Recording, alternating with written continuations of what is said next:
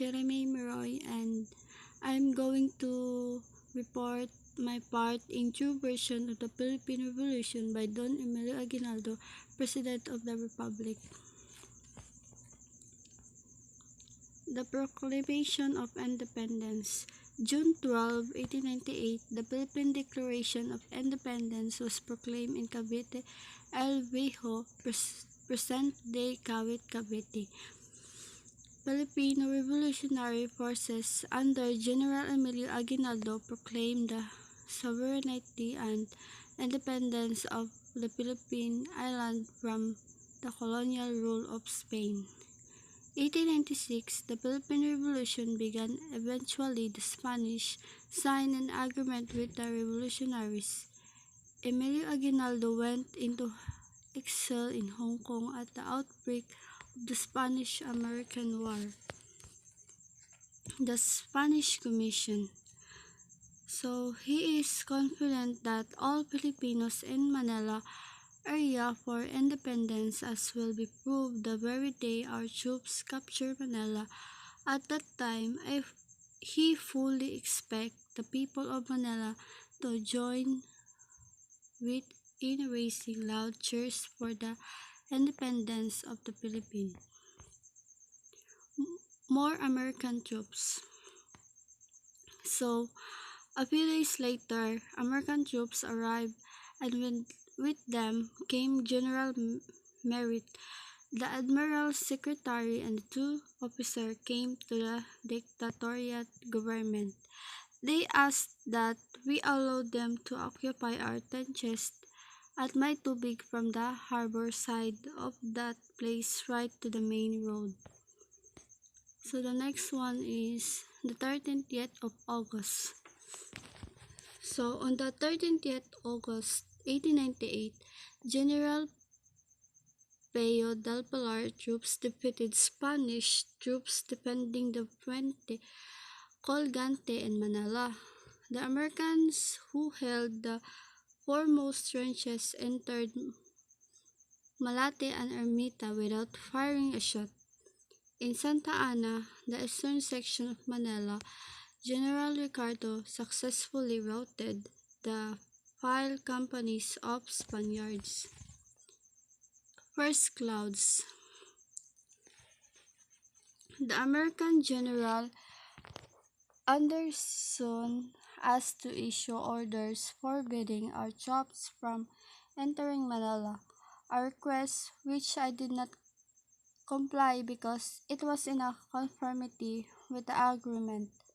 It was diametrically opposed to the high ends of revolutionary government that are, after going to the trouble of Manila for 2 months and a half, sacrificing thousands of lives and millions of interest, it should be supposed such an sacrifices were made with any other object in view than the capture of Manila.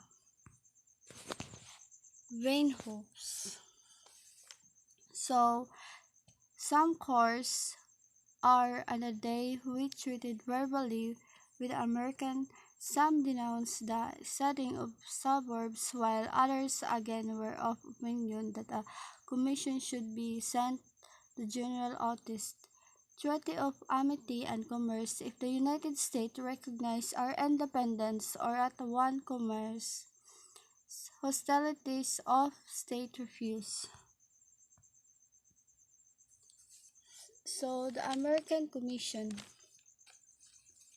The American government, acting in Admiral Beway's suggestion, had intimated its intention to dispatch a civil commission to Manila.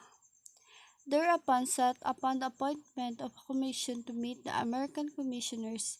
At the same time, he gave strict orders that the most friendly relations should be maintained with Americans. And politic acts. At the end of World War II, Admiral Dewey requested a commission to meet an American commission for the purpose of arriving at amicable arrangement between both parties.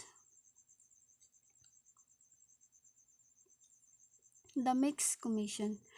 Filipino commissioners clearly expressed the wish of our people for recognition as an independent nation. They frankly stated the complaints of the Filipino people about the abuses and atrocities of American soldiery. So the last one is outbreak of hostilities. President McKinley read aloud telegram in Senate where the Treaty of Paris was being discussed. The criminal procedures secured the exemption of said treaty in toto. Only three votes were cast, which were the cast simultaneously with the declaration that war had broken out. Admiral Davis' alliance with Admiral McKinley was arranged by the American consuls of Singapore and Hong Kong, Mr. Pratt and Mr. Waldman. In May of 1898, the U.S. squadron engaged in the bombarding the town while I was being transported to Manila. So this is my report, ma'am. Thank you.